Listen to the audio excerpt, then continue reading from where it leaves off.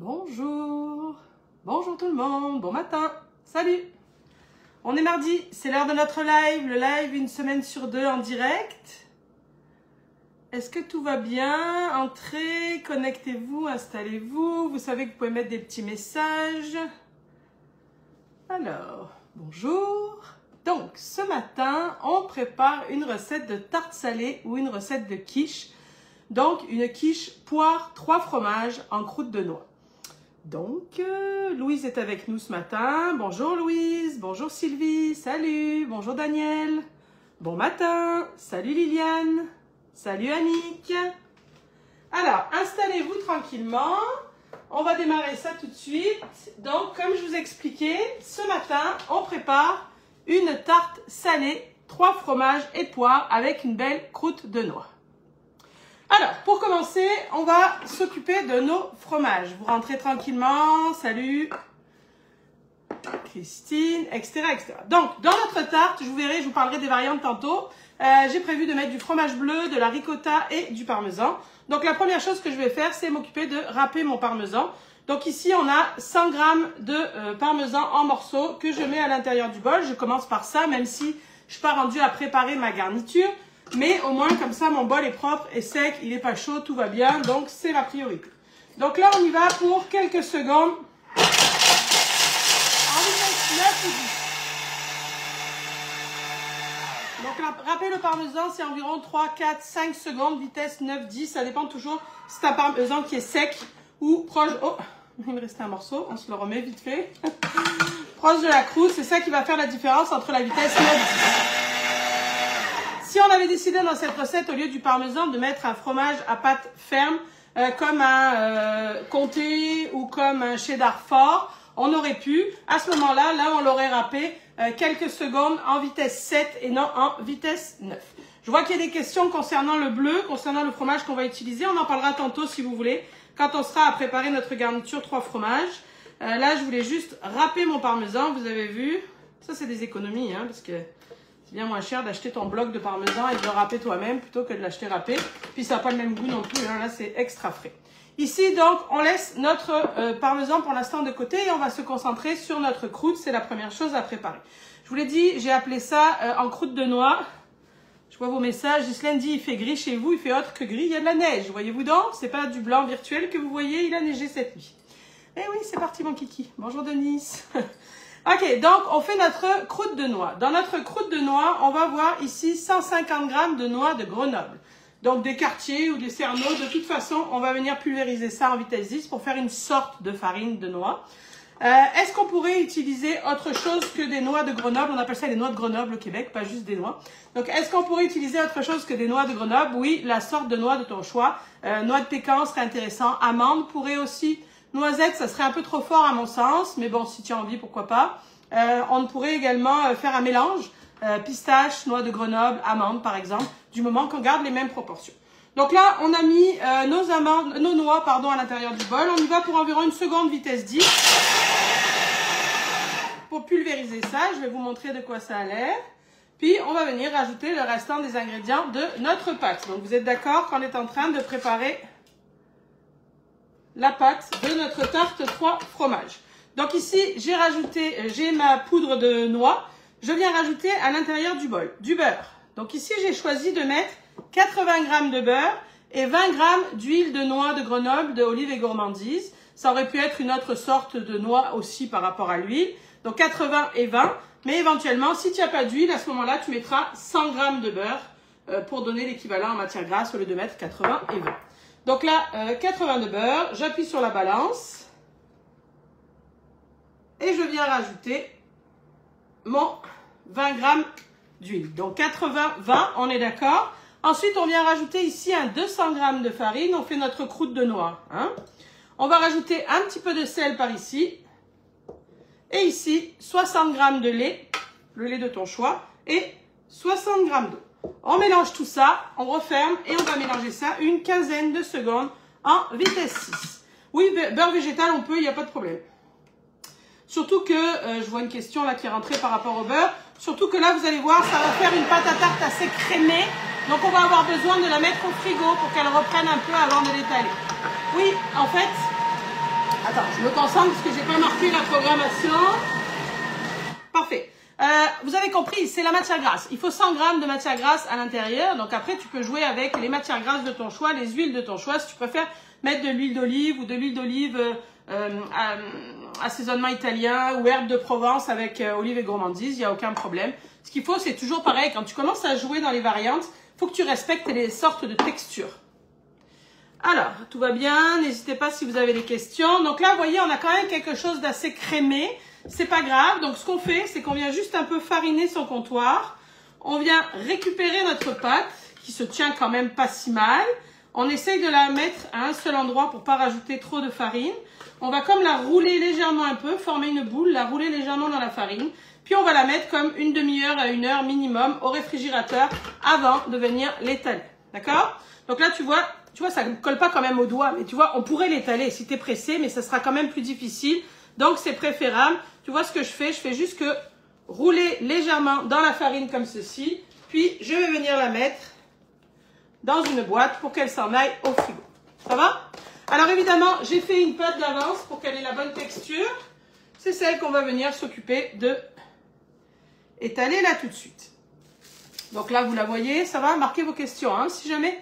Donc ça, c'est exactement la même chose, mais que j'ai fait précédemment. Donc, ici, on prend notre pâte, on peut venir juste la remettre un peu dans la farine comme ceci, et là, on va s'en aller pour l'étaler. Cette recette aujourd'hui va être pour une tarte d'environ comme ceci, 26 cm, mais vous allez voir que c'est une pâte quand même assez épaisse, donc tu pourrais éventuellement faire un moule à tarte un peu plus grand si tu le souhaites.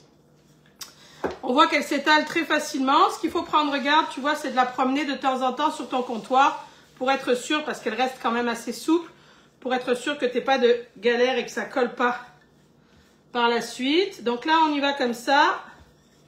Comme ça, on étire un peu. Avez-vous des questions pendant que je fais ça? Ce qui est intéressant, c'est que cette pâte-là, on va pouvoir récupérer les éventuelles chutes, tu sais, quand on va la placer dans notre moule. Pour faire des sablés par exemple, sans problème. Dans la fiche de recette, je vous ai marqué le temps de cuisson. Ici pour la tarte, mon four est préchauffé à 400 Fahrenheit, 200 degrés Celsius pour un four régulier, 375, 190 Celsius pour un four convection ou chaleur tournante. Ok, là on devrait être à peu près bon. Pas mal. Donc il y a quelqu'un qui dit, elle est énorme cette pâte. Oui, l'idée c'est d'avoir une croûte épaisse, vous allez voir. C'est ça qui va quand même parfumer bien notre recette. C'est ça qu'on cherche à avoir. Donc là, on attrape notre pâte. On vient la placer à l'intérieur de notre moule. On la remet comme ceci pour être en sorte que... Donc c'est épais, hein. Vous voyez, c'est quand même un 7-8 mm d'épaisseur. C'est ça qu'on recherche pour avoir un côté croustillant qui va contrebalancer avec le fromage, le crémeux de la préparation. Donc là, quand on a fait ça, ben, on peut tout simplement venir, tu vois, avec tes doigts... Oui, il y a quelqu'un qui voit, Chad a remarqué quelque chose, oui. Et je les enferme d'habitude, mais là, ils se sont échappés. Hein. C'est ça que vous avez vu passer en arrière. Ok, donc là, concentrez-vous sur la tarte au lieu de regarder autre chose. Donc là, vous voyez, juste avec mon doigt, ce que je fais, j'enlève l'excédent de pâte comme ceci. Je vais venir finaliser ici ma croûte un peu comme ça. Donc, une croûte épaisse encore une fois. Puis tu vois, c'est ça que j'ai dit. C'est ce morceau-là, tu peux le réétaler et puis tu peux le faire cuire comme des craquelins apéritifs. Tu jettes pas ça parce que c'est bien trop bon. Ok, l'étape d'après, qu'est-ce qu'il va falloir faire? On va s'occuper de notre garniture. Donc on va se faire un peu de place comme ceci et on va aller attraper les ingrédients de la garniture. Les noix doivent peut-être être grillées auparavant. Ça peut, c'est plus parfumé si elles sont torréfiées, mais c'est pas grave si ça ne l'est pas. Parce que les noix de Grenoble, c'est quand même déjà fort, goûteux. Donc, c'est moins important. Ok, donc là, on va préparer notre farce pour mettre à l'intérieur de notre tarte. Donc, on peut laver son bol ou là, en changer pour aller plus vite. Ou éventuellement, tu peux gratter au fond, puis continuer dans le même bol parce que c'est pas très grave. Hein, c'est juste de la farine, des noix, la même chose que ce qui est finalement dans ta tarte. Ok, bon. Ici, j'ai oublié, on va prendre une fourchette parce que c'est important de venir piquer la pâte avant de mettre la garniture pour éviter qu'elle gonfle de trop. Donc on pique aussi les côtés un peu, comme ceci. Et voilà. Good. On y va. La garniture donc de notre tarte poire et 3 fromages. Vous êtes par là, pas de questions? Peut-on utiliser cette pâte en version sucrée? Oui, vous pouvez. À ce moment-là, vous rajouterez un petit peu de sucre, mais pas trop, parce que c'est pas vraiment dans la croûte qu'on va retrouver le sucre, c'est dans la garniture de votre tarte. Mais oui, ça peut être intéressant. Donc, pour la garniture, on va voir ici 450 grammes, 450 grammes de ricotta. Sous-entendu, si ton pot fait 50 grammes de moins, c'est pas un drame. Donc, 450 grammes de ricotta que je mets à l'intérieur du bol. Ensuite, je rajoute 3 œufs. Ensuite, je vais rajouter mes 100 grammes de parmesan que l'on a râpé au début de la recette. Ici. Ensuite, on va rajouter un petit peu de sel, mais pas trop parce qu'il y a beaucoup de fromage. Par contre, on va venir rajouter du poivre concassé. Oui, j'arrive pour les variantes de fruits, on va en parler. Ensuite, on vient rajouter 100 grammes de bleu. Donc, j'ai choisi pour mon 3 fromages, parmesan, ricotta et fromage bleu. Fromage bleu de ton choix, un bleu crémeux, peu importe. J'ai pris un moi qui était justement en spécial cette semaine pour que ça coûte moins cher. Dans une tarte, ça n'a pas d'importance. Est-ce que tu peux faire des variantes de fromage? Oui, bien entendu. À la place du bleu, ça aurait pu être un dérivé de chèvre. Quand je dis un dérivé, ça peut être aussi bien du frais qu'un peu moins sec ou plus sec, peu importe. Tu peux t'amuser dans ces 3 fromages, surtout dans ces 2 fromages. La ricotta, je te recommande de la laisser en base parce que c'est elle qui va donner le crémeux à la recette. Maintenant, si tu as le goût de remplacer la ricotta par un autre fromage frais, tu pourrais. Donc, tu peux t'amuser avec ce que tu as. C'est pas mal pour placer aussi les cucus de plateau de fromage. Hein, tu sais, pendant le temps des fêtes, quand il reste plein de petits morceaux de fromage. Ça, c'est une recette. Du moment que tu respectes, encore une fois, tes poids. 200 grammes, donc 100 grammes plus 100 grammes de fromage, puis notre 450 de ricotta ou de fromage frais. Tu peux avoir une recette intéressante pour passer tes restes. Surtout qu'elle se congèle, hein, cette tarte. Donc, c'est pas pire pour, encore une fois, écouler ce qu'on a de trop. Donc, 450 de ricotta, 100 de parmesan râpé, 100 de fromage bleu de ton choix, le poivre que j'ai déjà rajouté. Et là, on est parti. On va mélanger ça environ une quinzaine de secondes en vitesse 5. La seule chose qui reste sur mon plateau, ce sont mes poires en dés et quelques noix pour venir mettre sur le dessus. Le four, je vous l'ai dit, est préchauffé. 400-200 pour un four régulier. 375-190 pour un convection chaleur tournante. Et cette tarte va cuire environ une quarantaine de minutes à surveiller selon vos fours. Fourme d'Ambert, oui, ça serait très intéressant. Pas de problème avec la fourme d'Ambert. Donc là, on a une super préparation crémeuse, onctueuse, bien jolie, qu'on vient reverser comme ceci à l'intérieur. Vous allez voir qu'on a une belle texture qui se tient bien, qui va venir garnir notre tarte, comme ceci. Là, là. On récupère un max. Vous savez qu'éventuellement, vous pouvez replacer le bol, puis donner un ou deux coups de turbo pour aller chercher ce qui est pris dans les lames. Ici, on va tout simplement venir étaler correctement notre préparation. Oui, bleu des Pyrénées, je vois toutes sortes de suggestions que vous me faites. Amusez-vous avec les fromages de vos régions ou les fromages que vous avez. Vous comprenez que l'idée du goût, c'est d'avoir 3 sortes de fromages, notamment 2, le parmesan et le bleu, qui sont un peu corsés versus la ricotta. Mais après, on peut jouer avec ce qu'on veut là-dedans. Donc là, vous voyez qu'on a quand même une belle texture, il me semble. Hein, ça se tartine bien. Et là, on va venir ajouter 200 grammes de poires en dés. Donc au niveau des poires, on peut utiliser bien entendu des poires fraîches. Par contre, il faut qu'elles soient parfaitement mûres parce que si elles sont dures et pas goûteuses, c'est dommage. Tu sais, souvent quand elles sont dures, elles sont moins goûteuses. Donc c'est dommage. Donc j'avoue que moi, pour ce genre de recette, j'utilise souvent des poires en conserve. Je prends les poires en conserve non sucrées, tu sais, celles qui sont juste dans de l'eau, pas dans du sirop. Pas venir sans rajouter. Puis ça fait que c'est des dépanneurs au fond du frigo, toujours dans l'idée de venir, mettons, écouler ton reste de plateau de fromage. Donc là, 200 grammes. Est-ce qu'on peut y aller avec des variantes? Oui, on peut y aller avec, par exemple, des pommes, bien entendu. Pommes en dés ou pommes en petites lanières, ça pourrait être intéressant. Ce qui pourrait aussi, en saison, être intéressant dans cette tarte, ce serait d'utiliser des abricots. Des abricots, ça serait sympa. Annie dit des noix normales. C'est quoi des noix normales?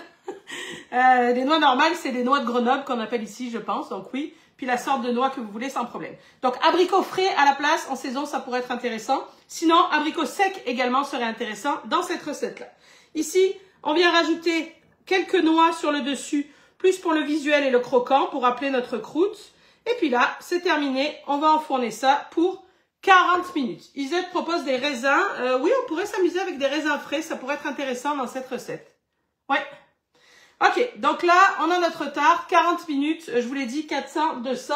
Je vais vous montrer de quoi ça a l'air, puisque vous avez vu en arrière que j'en avais préparé une. La voici, comme ceci. Donc, regardez. On a une belle croûte épaisse, on voit que ça se démoule facilement, parce qu'elle est épaisse et croustillante. Quelqu'un me parle de canneberge sèche, oui, pourquoi pas. À ce moment-là, si vous allez avec des fruits secs, incorporez-les en sens inverse dans la préparation pour pas qu'ils soient sur le dessus. Sinon, les fruits secs sur le dessus risquent de trop dessécher et de devenir trop difficiles pour les dents. Donc, si c'est des fruits secs, une fois que vous avez fait votre préparation au fromage, à ce moment-là, vous les rajoutez et vous mettez, mettons, 5 secondes, sens inverse, vitesse 3 pour incorporer vos morceaux de fromage, de fruits secs, vous comprenez, figues, dattes, canneberge, sans aucun problème. Si jamais j'ai raté des questions, j'y répondrai après, ne vous inquiétez pas. Donc là, regardez voir, j'avais précoupé un morceau, on voit qu'elle se tient super bien. Elle est encore tiède, ça se sert chaud ou tiède ou éventuellement à température ambiante, mais pas sorti du frigo par exemple. Si jamais tu en as conservé au frigo, repasse quelques secondes au four pour donner un peu de croustillant, mais sinon tiède ou à température ambiante, ça ira bien. Ça peut se servir évidemment en plat principal avec une salade, sans problème, ou éventuellement avec un velouté de légumes, ça marche bien, ou ça peut se servir en entrée l'été, ou également dans les buffets, vos buffets du temps des fêtes. Ça peut faire, ici au Québec, il y a beaucoup de brunch, ça peut être une recette pour le brunch, je pense. On peut venir mettre un filet de balsamique réduit sur le dessus au moment du service, et ça devrait être pas mal du tout.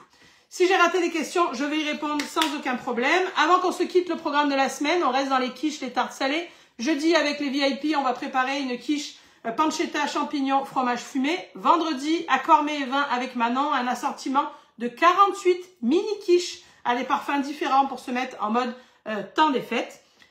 Ici en direct, on se retrouve dans 15 jours. Dans 15 jours, on commence tranquillement à s'en aller vers Noël. Et je vous propose de préparer des pains festifs pour vos tables de Noël. Et le mardi, nous préparons un pain figues et noix, parfait pour aller avec vos plateaux de fromage et vos foie gras du temps des fêtes. Vous l'avez vu en arrière, je l'ai sorti parce que je veux pas que vous manquiez ça si ça vous intéresse. Le week-end dernier, j'ai sorti le calendrier 2024 avec 12 recettes inédites exclusives. Il s'en va très vite, il en reste que quelques-uns. Donc, si ça vous tente, sur fanelli.com, dans la rubrique boutique, pardon. Donc, on voit qu'il y a 12 recettes exclusives, des belles cases, un planificateur de repas en bas pour marquer ta liste d'épicerie ou les recettes que tu veux faire. La feuille centrale est un poster détachable, trucs et astuces, avec les différentes températures de four, les mesures, des astuces nettoyage, toutes sortes de choses comme ceci. Donc, ça, c'est le calendrier que vous retrouvez sur la boutique. Passe au week-end, le week-end d'après, vous aimez ça beaucoup aussi, manquez pas ça, c'est notre webinaire cadeau fait maison. Donc on va faire de l'exfoliant, orange eucalyptus, on va faire des belles brioches farcies, on va faire du caramel au beurre de sel. Vous retrouvez tout ça sur la boutique. Et puis, vous savez qu'en tant que VIP, si jamais ça vous tente de devenir VIP pour l'occasion, vous avez des rabais pour toutes ces choses-là, aussi bien le calendrier que le webinaire. Sur ce, je vous remercie d'avoir été là. Si vous faites la tarte, la quiche aux 3 fromages, partagez-moi ça, j'aime vraiment savoir vos recettes. Je vous souhaite une belle semaine et je vous remercie d'avoir été là. Salut tout le monde, merci.